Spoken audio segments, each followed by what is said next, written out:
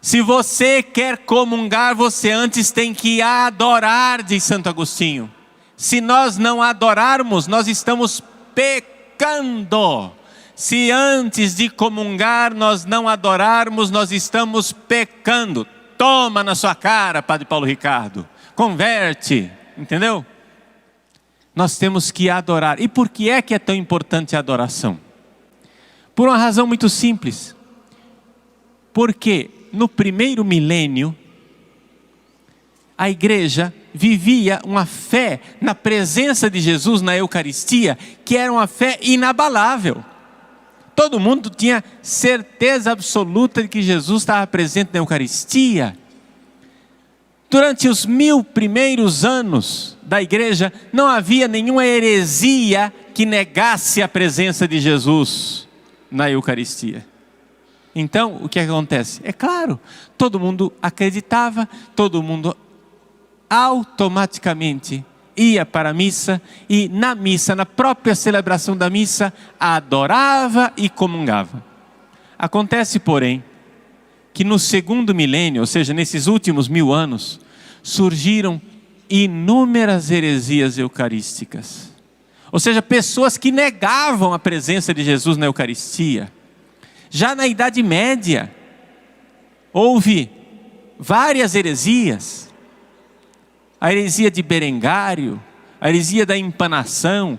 Mas depois essas heresias vieram e culminaram na heresia protestante, onde Lutero finalmente negou radicalmente a presença de Jesus na Eucaristia. Ou seja, Lutero diz que na Eucaristia existe uma consubstanciação, ou seja, que a substância do corpo de Cristo está presente junto com a substância do pão.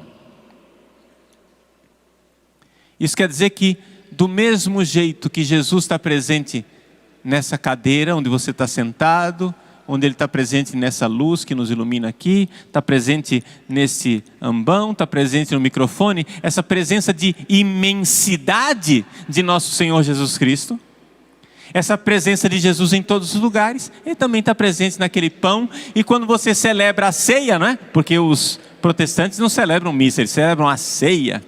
Quando você celebra a ceia, você só toma consciência dessa presença. Ou seja, é simplesmente um ato pedagógico. É uma pedagogia. Você pega aquele pãozinho e come, simbolizando que você está em sintonia com o corpo ressuscitado de Jesus. Mas é só um símbolo. Vejam que heresia tremenda. Vejam que heresia terrível. Os protestantes não acreditam que Jesus está presente na Eucaristia. Mas, meus irmãos, Ele não disse: tomai todos e comei, este pão simboliza o meu corpo. Não, Ele disse: tomai todos e comei, isto é o meu corpo.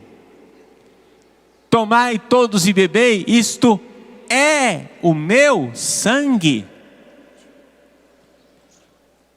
Nós sabemos que Ele está lá presente de uma forma como Ele não está presente em lugar nenhum.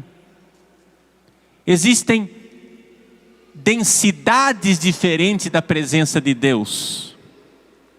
Vejam, por exemplo, você que está me assistindo pela rádio, pela televisão ou pela internet, você que está me assistindo, eu estou aí presente na sua casa, não é verdade?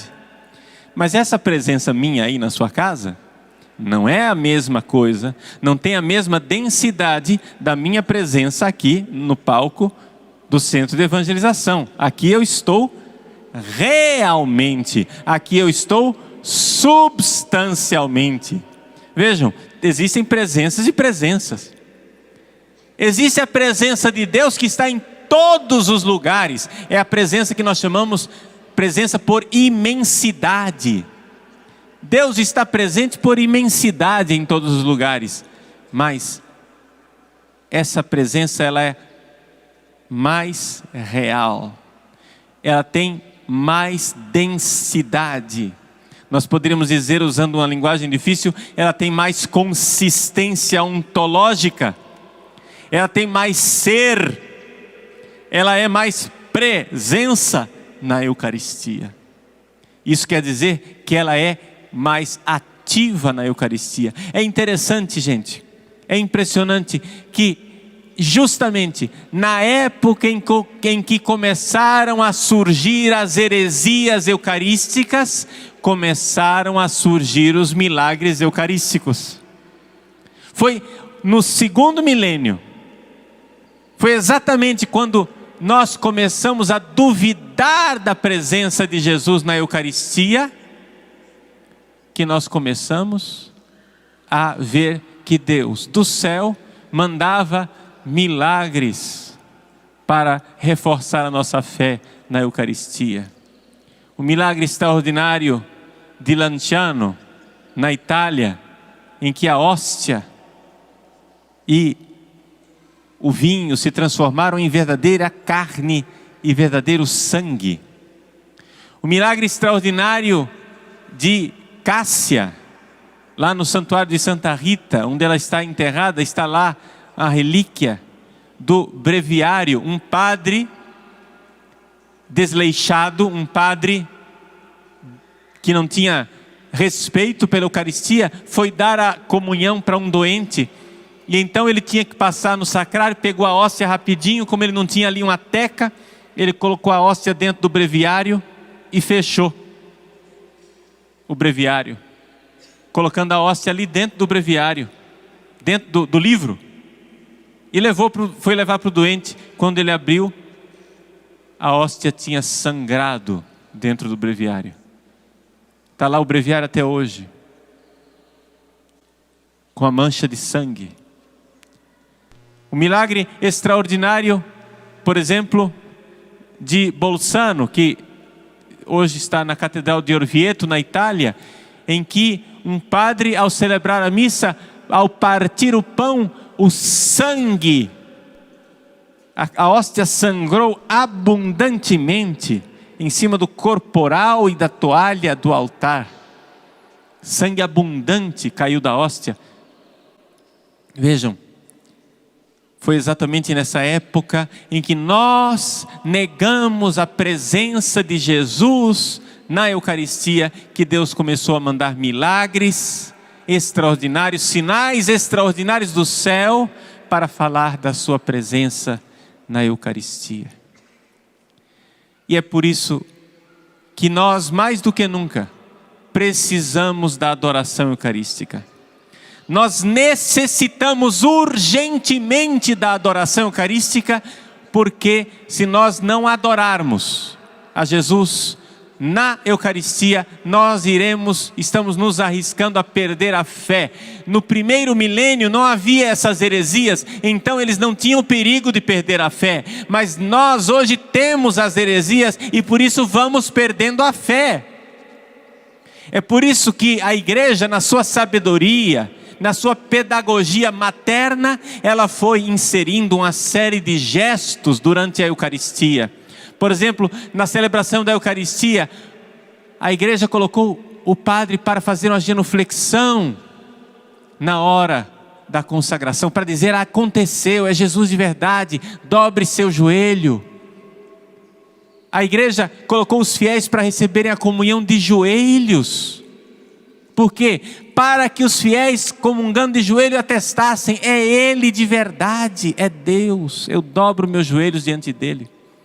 A igreja colocou os fiéis para ficarem de joelhos durante a consagração. Nada disso existia no primeiro milênio. A igreja começou a pedir aos padres que levantassem a hóstia na hora da consagração e levantassem o cálice na hora da consagração, para que Jesus fosse adorado na hora da Eucaristia. E nada disso existia no primeiro milênio. E o que é que nós vemos hoje? Tristemente, por desobediência à igreja e desrespeito à tradição da igreja, nós vemos tantos e tantos sacerdotes, uns bem intencionados, como eu era bem intencionado, eu queria obedecer e fazer as coisas direitinho. Outros mal intencionados, delapidando e tirando o sacrário do centro da igreja, parando de fazer a adoração eucarística, impedindo os fiéis de se ajoelharem durante a consagração, impedindo os fiéis de se ajoelharem para comungar, deixando de levantar a hóstia no alto para que ela seja adorada, deixando de levantar o cálice no alto para que ele seja adorado, nunca expondo o Santíssimo Sacramento. Tiraram até os genuflexórios das igrejas, os nossos bancos de igreja, muitos lugares se tirou aquele lugar de ajoelhar, o genuflexório, para que os fiéis não se ajoelhassem na hora da consagração. Padres que proíbem os fiéis de se ajoelhar na hora da consagração. Vejam, meus irmãos, minhas irmãs, tudo isso está acontecendo, e tudo isso está acontecendo e nós vamos perdendo a fé.